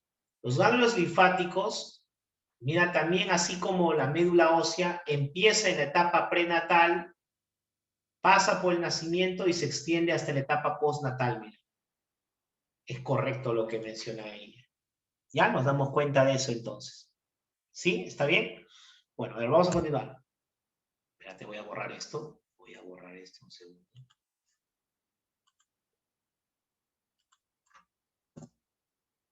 A ver, solamente para decir qué son los ganglios linfáticos. Los ganglios linfáticos, que por ahí me están preguntando, los ganglios linfáticos, recuerda que son órganos linfoideos secundarios, así se le llama. Profe, ¿qué es un órgano linfoideo secundario? Es una estructura donde los linfocitos terminan por madurar, ¿correcto? Es un lugar donde los linfocitos terminan por madurar. Ese es un órgano linfoideo secundario. Forman como ejércitos en donde hay soldaditos llamados linfocitos maduros. Y esos linfocitos maduros están ahí predispuestos y esperando a que llegue un microorganismo para hacerle frente. ¿Ya? Entonces debes de tener en cuenta eso. Bien, pasamos a los elementos formes. Los elementos formes de la sangre son de 3 clases. Ya sabes que los elementos formes son las células. Primer elemento forme, el glóbulo rojo. ¿Dónde está? Ahí está. ¿Correcto? Luego tenemos segundo elemento forme. Profe, como segundo elemento forme tenemos a los leucocitos o glóbulos blancos. Ahí está, mira, ahorita les aparece. Perdón, ¿qué pasó? Ajá, glóbulos blancos. Y luego tenemos a las plaquetas, ¿correcto? Ahí están, tres elementos formes. Glóbulo rojo, quiero observarlo. Ahí están los glóbulos rojos, por montones, de forma discoidal, con una concavidad por un lado, con una concavidad por otro lado. Tiene doble concavidad el glóbulo rojo. ¿Ya? Los glóbulos blancos. Los glóbulos blancos son los que participan en la defensa del organismo. Acá están en poblaciones cantidades en relación al glóbulo rojo. Si tú observas la imagen superior, te das cuenta que los glóbulos rojos superan en cantidad a los glóbulos blancos. Pero ¿qué pasa cuando hay una leucemia? Miren la leucemia, la cantidad de glóbulos blancos. La cantidad de glóbulos blancos es abundante. Pregunta de examen de admisión. El núcleo, escucha bien, el núcleo de una célula blanca, o mejor dicho, el núcleo de un glóbulo blanco o el núcleo de un leucocito es igual al tamaño de ¿quién? Es igual al tamaño de los glóbulos rojos. No te olvides, el tamaño de los glóbulos rojos, ¿ya? Es equivalente al núcleo de un leucocito o glóbulo blanco. ¿Correcto? Eso tienes que recordar, ¿verdad? Por favor. Muy bien, entonces ya está. Ya conoces esto. Ahí está el glóbulo blanco. Ahora vamos a la plaqueta. Mira la plaqueta cómo es. Esta plaqueta parece una garrapata. Pero te cuento que a pesar de que es chiquita, porque ahorita hablando la imagen que está a su costado, mira la plaqueta acá, ¿ve? La plaqueta es chiquitita. Chiquitita aparentemente. En realidad es como un globo desinflado. Mira, por acá está desinflado. Por acá también está desinflado, por acá también está desinflado. Es como un globito desinflado, que solamente tiene un poquito de aire en el medio. Pero cuando hay una hemorragia, estos crecen y se hacen grandotes. Todo porque tienen que cerrar la lesión vascular que puede presentar una persona. ¿Ya? Entonces, eso tienes que tener en cuenta. Perfecto. Entonces, vamos a ir con la teoría de los glóbulos rojos. Esta teoría de los glóbulos rojos, chicos, es importante. ¿Ya? Vamos a ver. Miren, cuando nosotros hablamos de glóbulo rojo, en primer lugar, recuerden que son 5 nombres que se puede atribuir a una misma célula. Primero, le puedes llamar glóbulo rojo. Ya está. Segundo, le puedes llamar acariocito, rubrocito, hematíe o eritrocito, como te mencionan acá. Acariocito, ¿por qué? Porque A significa sin, cario, carioteca, sin carioteca, sin núcleo. Entonces, profe, los glóbulos rojos no tienen núcleo. Eritrocito, rubrocito. ¿Qué significa eritro y rubro? Rubro y eritro significa rojo. Son células rojas porque presentan a la hemoglobina. Hace rato habíamos dicho 33,3%. Por otro lado, nosotros decimos hematíes. ¿Por qué? Hema viene de sangre. Hem. ¿Por qué la principal célula de la sangre? Es la más abundante. Ya hemos determinado. En 1 centímetro cúbico de sangre podemos encontrar hasta 10.000 glóbulos blancos como máximo. Pero glóbulos rojos en un varón como máximo 5 millones. Podemos notar entonces la diferencia abismal desde el punto de vista cuantitativo entre los glóbulos rojos y los glóbulos blancos. Conociendo al glóbulo rojo. El glóbulo rojo antes tenía núcleo, pero cuando dejó de tener núcleo le llamaron acariocito, porque A significa sin. Sin carión, que es el núcleo, sin núcleo. No tiene núcleo. Antes era una esfera, pero como se salió su núcleo, quedó acá un huequito, mira, ve. Quedó aplastado por arriba aplastado por abajo, deprimido por un lado, deprimido por el otro lado. Ese espacio que dejó el núcleo quería llenarse con citoplasma, pero acá le colocaron un tornillito, acá le colocaron otro tornillito y entre los dos, pues ahí vamos a tener un alambrecito. Con la finalidad de que esto no pierda esta forma aplastada que tiene. Si te preguntan por qué el glóbulo rojo tiene esta concavidad superior, esta concavidad inferior, o sea, por qué el glóbulo rojo tiene esta biconcavidad, tú vas a decir que el responsable es la anquirina espectrina. La anquirina y la espectrina es la responsable de la forma de un glóbulo rojo. Que nos quede claro. Su diámetro menor 2,5, su diámetro mayor 7,5. Su principal componente, la hemoglobina. Su mecanismo de formación, hematopoiesis. Su mecanismo de destrucción, eritrocateresis. Os repito, para ser más específico, su mecanismo de producción, eritrocateresis. Perdón, su producción, eritropoiesis, discúlpame. Y la destrucción, eritrocateresis. Ya lo iremos marcando, no te preocupes. Su componente más abundante a nivel de la membrana es una proteína, así como en cualquier otra célula. El segundo componente más abundante son los fosfolípidos, así como en cualquier otra célula. Pero la diferencia está a nivel de los glúcidos.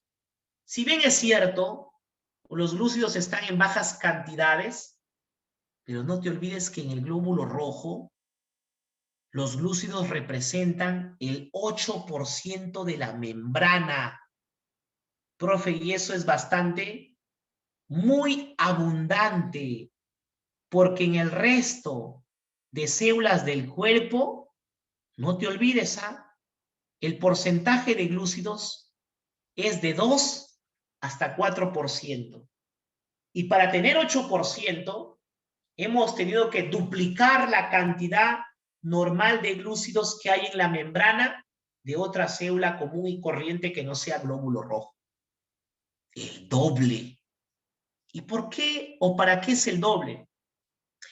Esos glúcidos en gran abundancia se necesitan para que tú reconozcas al glóbulo rojo y al grupo de sangre le puedas llamar grupo de sangre A, B, O, RH positivo,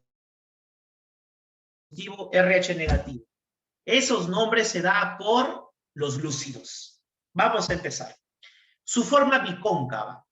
Recuerda que cuando ustedes han visto geometría, obviamente, pero a veces esa obviedad es importante mencionarla porque no la atribuimos más que un contenido memorístico, no le atribuimos un pensamiento crítico.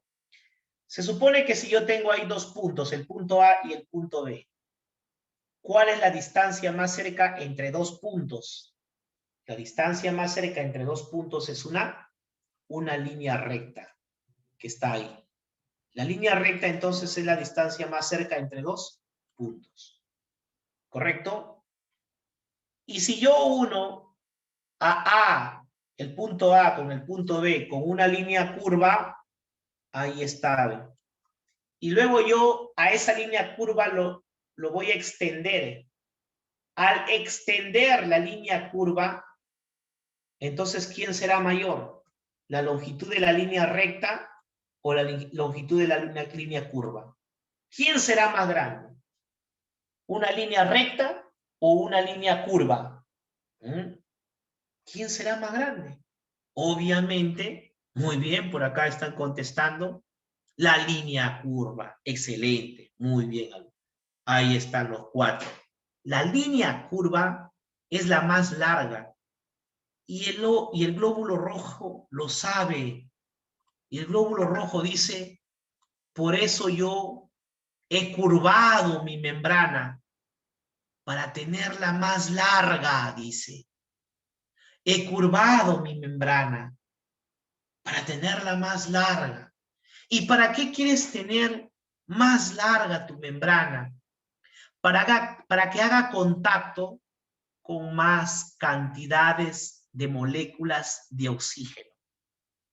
Si yo tengo una línea recta, hará contacto con pocas moléculas de oxígeno. Pero si yo tengo una línea curva, habrá un montón, una gran cantidad de contacto con la línea curva. Ahí está. Eso nosotros tenemos que tener en cuenta. ¿Ya? Eso es lo que se tiene que recordar, por favor, muchachos. Ese es el objetivo del glóbulo rojo, aumentar la superficie de contacto con el oxígeno. Su diámetro, que ya lo hemos mencionado, la cantidad hasta 5 millones como máximo en el varón, hasta 4,5 millones como máximo en la mujer. Como máximo en la mujer. Pregunta, ¿por qué? ¿Por qué razón? ¿Por qué razón? La pregunta esa. ¿Por qué razón los varones tienen más glóbulos rojos que las mujeres? Aquí me responde. Así es. Muy bien, Ingrid. Muy bien, Luciana. ¿Ok? Así es, muy bien. Por ahí también Abril, por ahí Jesús también ha contestado. Milagritos. Muy bien, Milagritos. Correcto. Entonces, bien, chicos, bien. Todos hay como 6 que han contestado. Entonces, recordemos que es más abundante por la presencia de testosterona, como sus compañeros me grafican. Testosterona. Muy bien. Ahora, yo les pregunto, ¿dónde hay más oxígeno? ¿En la costa o en la sierra?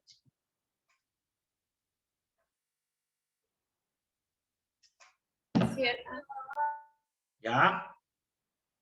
Muy bien, hay 3, uno por audio, una chica por audio, una señorita por audio, respeto, disculpe. Y hay 2, una señorita y un caballero por chat que me dicen sierra, ¿ok? Chanta me dice donde hay más árboles, ya, correcto. Si bien es cierto, el oxígeno lo producen las plantas, está bien, muy buen análisis. Sin embargo, si yo pregunto dónde hay más oxígeno, recuerden que hay más oxígeno en la costa. Muy bien, Yoshi. Yoshi tiene la respuesta. Yoshi me dice, a más altura, menos oxígeno, profe. Esa es la respuesta, pues. Depende de la altura, correcto. Y si depende de la altura, entonces nosotros debemos de tener en cuenta, pues, que la sierra está a grandes alturas y por lo tanto tiene menos oxígeno. ¿Ya? En la sierra hay menos oxígeno, no te olvides. ¿Por qué? Porque está a gran altura. ¿Qué significa que haya poco oxígeno? Significa de que es un ambiente hipóxico. Hipo, poco, oxígeno. Hipóxico. ¿La sierra es hipóxico? Sí, la sierra es hipóxico. Profe, pero si la sierra es hipóxico, entonces, ¿qué va a pasar? Tu cuerpo aumenta la producción de glóbulos rojos. Y como aumenta la producción de glóbulos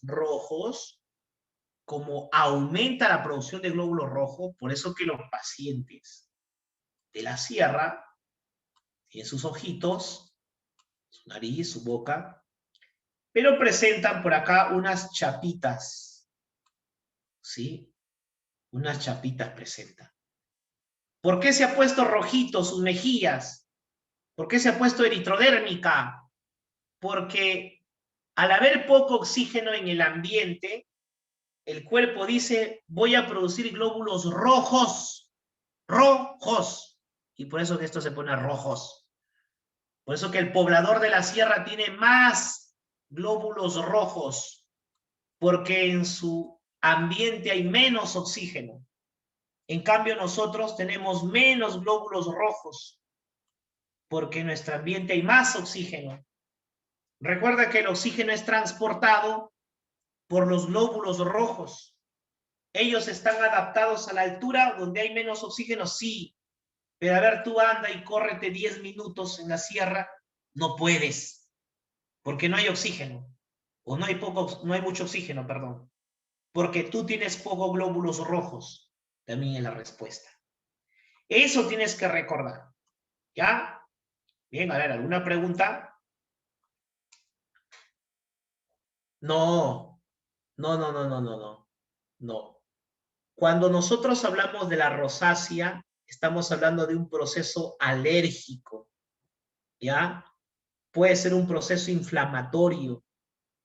O sea, no, yo no estoy hablando de estas chapitas de rosácea, de la eritrodermia, de lupus eritematoso sistémico, no. Las chapitas son normales en toda persona que tiene bastante glóbulo rojo, ¿ya? Entonces, o puede ser, por ejemplo, de que la persona sea de piel bastante clara y también va a presentar sus chapitas, y sobre todo cuando ocurre algo que les ha causado un poquito de vergüenza y obviamente la sangre llega a nivel cefálico y se torna roja la persona, ¿no? Esa no es la rosácea, de lupus, ¿ok? Por ahí me hablan de policitemia, sí. Todo aumento de glóbulos rojos hace referencia a una policitemia vera, correcto. Muy bien, entonces ya saben. Pero bien sus preguntas siempre van a ser bien recibidas por mi persona. Muy bien, entonces, hace rato te había mencionado que acá había un tornillo y había un alambre que los mantenía unidos. ¿Cómo se llamaba?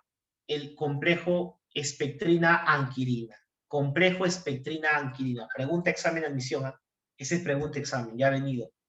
Ahora, ¿qué hemos dicho hace rato? Su compañero me dijo, profe, repita para anotarlo. Ahí está, 33,3% del citoplasma es hemoglobina, el 33,3%. Siguiente, ya te dije que la membrana del glóbulo rojo tiene como principal componente una proteína, luego un lípido y luego mide el 8%. Es bastante, profe, pero es 8 chiquitito. Sí, pero si tú lo comparas con la cantidad de glúcidos de otras células tienen 2%, 1,5, 2% la mayoría. O sea, 4 veces más es bastante. ¿Y para qué se utiliza esos glúcidos en gran cantidades que tiene? Para poder formar antígenos y con los antígenos formar grupos sanguíneos. RH positivo, RH negativo, A, B, AO, BO, AB, para formar los diversos tipos de grupos sanguíneos. Para eso se necesita tenerlos en grandes cantidades. Hemos mencionado que un glóbulo rojo no tiene núcleo y tampoco tiene organelos. ¿Dónde se lleva a cabo el ciclo de Krebs? El ciclo de Krebs se lleva a cabo a nivel de el mitocondria. Pues el glóbulo rojo no tiene mitocondria. Si no tiene mitocondria, no realiza el ciclo de Krebs. ¿Dónde se lleva a cabo la fosforilación oxidativa? La fosforilación oxidativa ocurre a nivel de glóbulo rojo, ¿ok? Perdón, a nivel de mitocondria. Y como el glóbulo rojo no tiene organelos, entonces no tiene mitocondria. Y si no tiene mitocondria, tampoco realiza la fosforilación oxidativa. Si te dicen cadena transportadora de electrones, la cadena transportadora de electrones también se lleva a cabo a nivel de mitocondria. Y como el glóbulo rojo no tiene organelos, por ende no tiene mitocondria, y por ende no realiza el glóbulo rojo lo que se conoce como cadena transportadora de electrones. Profe, ya sé que la glucólisis sí se lleva a cabo en el glóbulo rojo. No, ¿por qué? Porque la glucólisis se da a nivel del aparato de Golgi y el glóbulo rojo no tiene organelos, ni siquiera aparato de Golgi. ¿Estamos? Profe, ¿qué más? Síntesis de lípidos, profe. Tampoco. ¿Por qué? Porque la síntesis de lípidos se da en el retículo endoplasmático liso. Y el retículo endoplasmático liso es un organelo. Y los glóbulos rojos no tienen organelos. Así que tienes que tener en cuenta eso. Sin embargo, hay una reacción que sí realiza el glóbulo rojo. esa única reacción que realiza se le llama glucólisis. ¿Ya? Se le conoce con el nombre de glucólisis. ¿Qué más? No realiza ciclo de Krebs, ya te lo mencioné, eso ya te mencioné. Pregunta, ¿dónde se lleva a cabo el ciclo de Krebs? A ver, ¿quién lo captó? ¿Dónde se lleva a cabo el ciclo de Krebs? Correcto, en el mitocondrio. En el mitocondrio se realiza, no te olvides, ciclo de Krebs. Se realiza la cadena transportadora de electrones. Se realiza la fosforilación oxidativa. Se realiza la beta-oxidación. ¿Ok? Ahí se lleva a cabo esos procesos en el mitocondrio. ¿Ya? Entonces no te olvides. ¿Qué más tenemos, profe? Entonces, el proceso de formación, ¿ya? Dice cuál era la proteína que estaba en la membrana y de qué eran los porcentajes. A ver, nosotros hemos dicho lo siguiente. Hemos dicho de que las proteínas son los componentes más abundantes, luego están los fosfolípidos, que es 40, y luego están los glúcidos, que es 8. Eso es lo que hemos mencionado. Proteínas, 52. 40, estamos hablando de los fosfolípidos. Y 8, estamos hablando de los glúcidos. ¿Ya? Eso es lo que nosotros hemos estado mencionando. Ahora, por acá me hablan de la eritropoiesis. La eritropoiesis ya sabemos que es la formación de glóbulos rojos. La formación de glóbulos rojos se llama eritropoiesis. ¿Qué más? Recordemos que la destrucción de los glóbulos rojos se llama eritrocateresis. ¿Cuándo un glóbulo rojo es destruido? Cuando el glóbulo rojo llega a 120 días. Un glóbulo rojo vive 120 días. Una vez que ya se llega a su etapa de muerte, tiene que ir al esplenio. Porque en el esplenio va a ocurrir la eritrocateresis. Ocurre la eritrocateresis, entonces, ¿dónde? En el esplenio. Que también se le llama vaso. Que también se le conoce con el nombre de vaso. Muy bien, chicos. Entonces ahí está, a ver, unos 5 segundos para que le des un pantallazo, 10 segundos como máximo para que le des un pantallazo.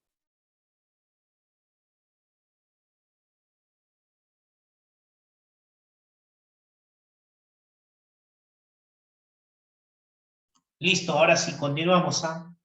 Si no hay preguntas, podemos continuar. Ustedes son los dueños de la clase, ustedes me dicen, ¿todo bien hasta ahí? ¿Vamos bien, chicos? ¿Todo tranquilo? ¿Ya? A ver, vamos por acá. Todo bien, correcto, muy bien. Ahora, vamos a esto, mira, a ver. Escúchenme bien. A ver, por acá. Bien. Mírenme. ¿Qué es la eritropoiesis? Ya hemos visto que la eritropoiesis es el mecanismo de formación de glóbulos rojos. El mecanismo de formación de glóbulos rojos se llama eritropoiesis. Acá está, ¿ve? ¿Cuánto tiempo dura? Una semana como más. Una semana y tú formas un glóbulo rojo. Ahora, escúchame bien lo que te voy a decir. A veces acá el alumno se equivoca. A ver, mira lo que tienes acá.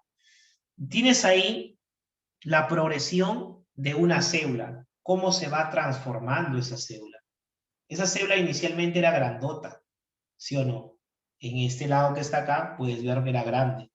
Y mira cómo terminó, ¿ve? Terminó pequeña. ¿Correcto? Todo este proceso se llama eritropoiesis. Empieza la primera parte en la médula ósea y luego termina cuando va a la sangre periférica. ¿Ya? Entonces, vamos a ver. Mira, en primer lugar, un hemocitoblasto, que es una célula madre que algunos le llaman unidad formadora de colonias eritrocitarias. Así les llaman algunos. Unidad formadora de colonia eritrocitaria. La unidad formadora de colonia eritrocitaria, este es F por si acaso, F, ya está. La unidad formadora de colonia eritrocitaria, recuérdalo, esta célula lo que va a hacer es transformarse en un proeritroblasto. Pero para que se transforme, necesitas ¿de quién? Necesitas, por ejemplo, de la eritropoyetina. esa eritropoyetina le dice, oye, unidad formadora de colonia eritrocitaria, empieza a transformarte. ¿Ok? Otras veces viene hierro y no solamente eritropoyetina.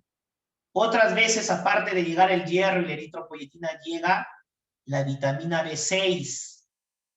Otras veces llega la vitamina B9. Otras veces llega la vitamina B12. 6, 9 y 12. ¿Correcto? Llegan, le tocan la puerta, unidad formadora de colonia, transforma, y la unidad formadora de colonia se transforma. ¿En qué? Se transforma en el proeritroblasto. Y siguen llegando esos factores estimuladores. Y es ahí donde el proeritroblasto dice, me voy a transformar en un eritroblasto. Pero ¿cuántas formas de eritroblasto existen? Primera forma de eritroblasto. El eritroblasto basófilo. Y luego se vuelve a transformar en el eritroblasto policromatófilo. Y luego nosotros vamos a tener, aparte del eritroblasto ortocromatófilo, al eritroblasto, no te olvides, ortocromatófilo. Ahí está. El eritroblasto policromatófilo, ortocromatófilo. Solamente que al ortocromatófilo le dicen, hey, un momentito, ortocromatófilo, ¿qué? A ti también te llaman normoblasto. Sí, yo también soy el normoblasto. Ah, ya. O sea que este normoblasto es el estado final de los eritroblastos, llamado eritroblasto ortocromatófilo. Justo cuando es un eritroblasto ortocromatófilo y quiere transformarse en el reticulocito, le dicen, un momentito, ¿quieres transformarte en un reticulocito? Sí, muy bien, lo puedes hacer. Pero hay un requisito. 2 requisitos, le dice. ¿Ya cuál es el primer requisito? Elimina tu núcleo. Y el segundo, elimina todos tus organelos. ¿Y cómo queda? Así de. Sin núcleo, sin organelos. Sin núcleo, sin organelos. Así como reticulocito llega a la sangre. Y cuando llega a la sangre, pues se termina transformando en un eritrocito. Ahí está. Ese es el mecanismo de formación de un glóbulo rojo. A esto se llama eritropoiesis, chicos. No se olviden, ¿eh? A esto se llama eritropoiesis. Ya está. Continuemos. Muy bien. Miren, miren ahora qué les va a aparecer. Factores eritropoyéticos. ¿Quiénes son los factores eritropoyéticos? Eran los que iban y le tocaban la puerta. Médula ósea, funciona. Son los que estimulan a la médula ósea. A eso se le llama factores eritropoyéticos. ¿Lo estimulan para qué? Para que haga eritropoiesis. ¿Ya? Para eso le van a estimular, para que haga eritropoiesis. No te olvides entonces. ¿Ok? Dice, el reticulocito pertenece a la médula ósea o a la sangre periférica. El reticulocito, recuerda, es aquel que ya está pasando de la médula a la sangre. Se forma en la médula, pero vive en la sangre. ¿Dónde lo vas a encontrar? En la sangre. ¿Dónde se formó? En la médula. ¿Dónde va a vivir? En la sangre. ¿Ya? Así tienes que recordar. Entonces, ¿quiénes son los estimuladores de la eritropoiesis? Ya hemos dicho. Primero está esta hormona, eritropoyetina. Segundo está la del varón, testosterona. Tercero está el hierro. Siguiente está la piridoxina, como piridoxina. Y luego está la cianocobalamina. Y luego está el ácido fólico. Ellos son los factores eritropoyéticos, muchachos. Y acá está lo que estábamos mencionando hace un momento. Mira. Recuerda, cuando hay poco oxígeno, es un estímulo la disminución de oxígeno. ¿Qué pasa con el riñón? Entonces, ¿qué es lo que va a pasar a nivel renal? Es la pregunta. Bueno, va a aumentar la producción de glóbulos rojos, pero ¿cómo? Ah, ya.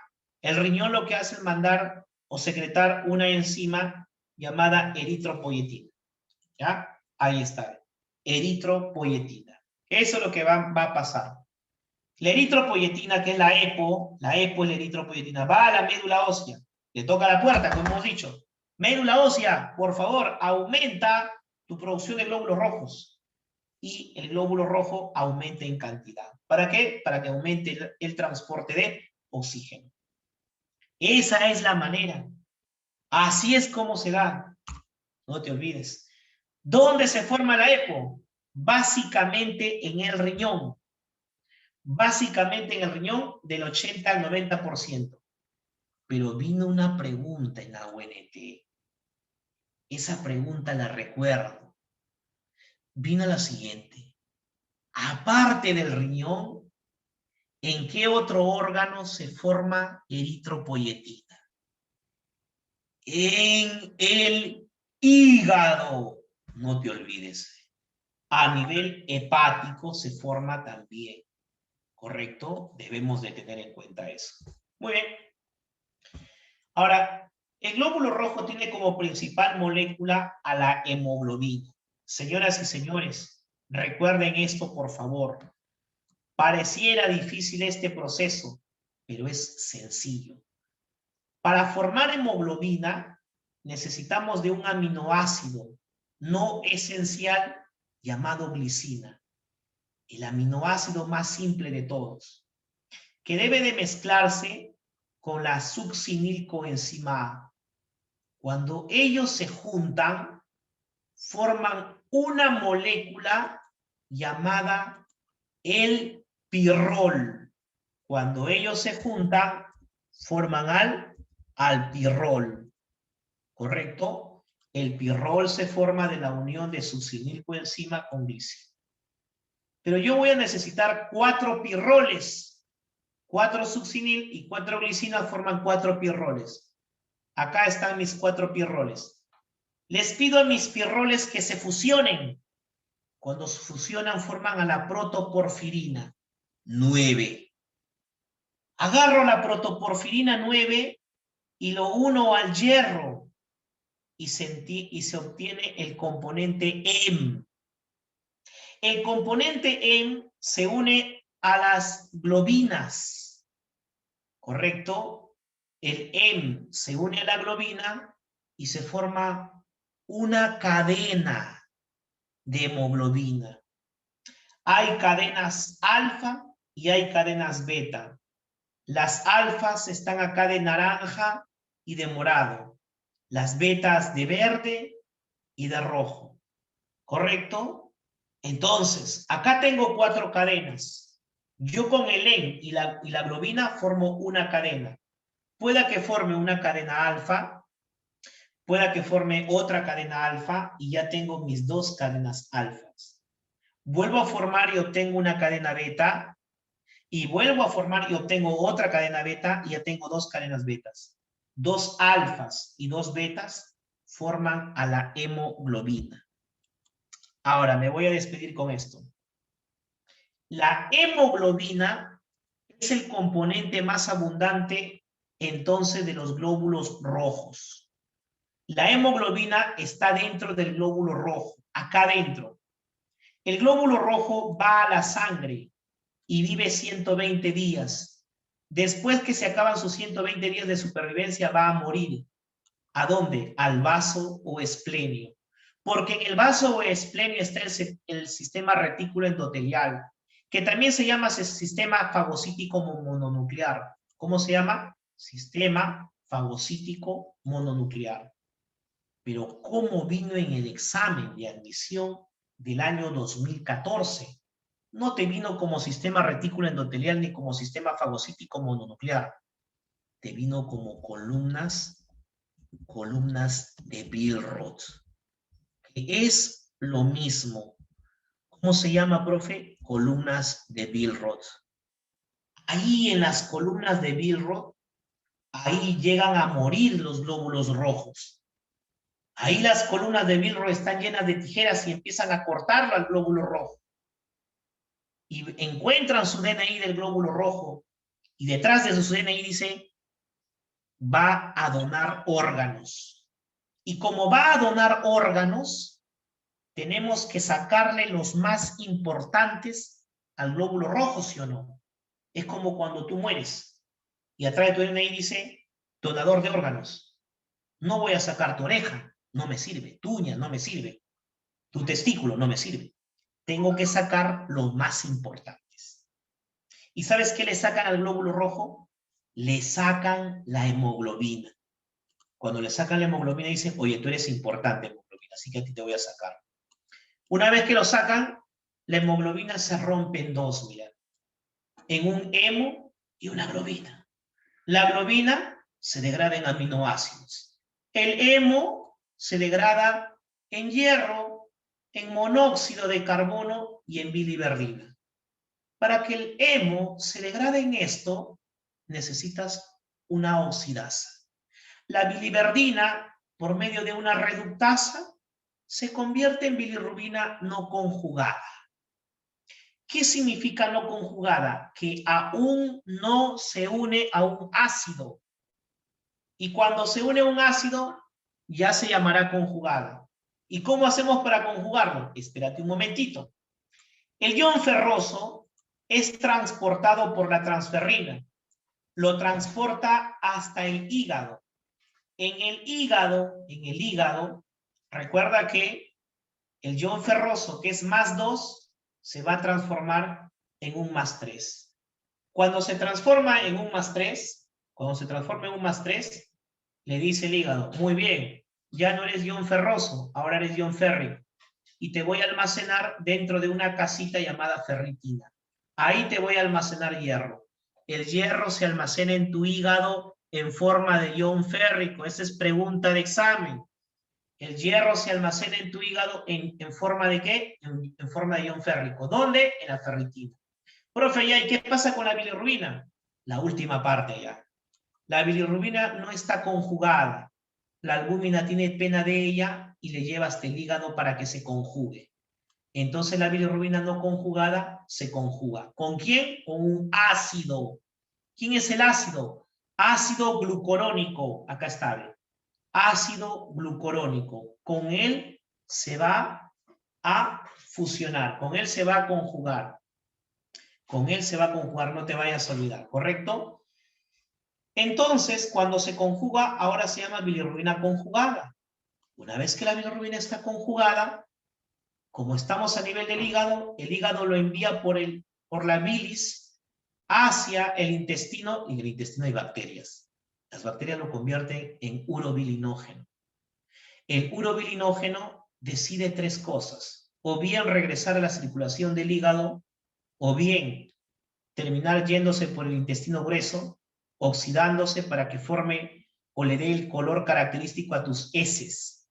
Tus heces que expulsas y que vas a expulsar tienen ese color característico por la estercobilina, que viene del urobilinógeno, y el cual viene de la bilirrubina conjugada, el cual viene de la no conjugada, el cual viene de la biliverdina, el cual viene de la hemo, que es un componente de la hemoglobina. Conclusión: tus heces son del color que son, tu orina es del color que es, por la hemoglobina de tus glóbulos rojos. Cuando los ves de color cremita y amarillito, ahí tienes que pensar en tu hemoglobina y el adiós que está haciendo. Ok, chicos, las disculpas por haberme pasado un poquito del tiempo. Acá nos estamos quedando. Cuídense bastante. Las diapositivas les voy a estar enviando a la señorita Evelyn. Nos vemos, chicos. Gracias, profesor. Hasta luego. Ya.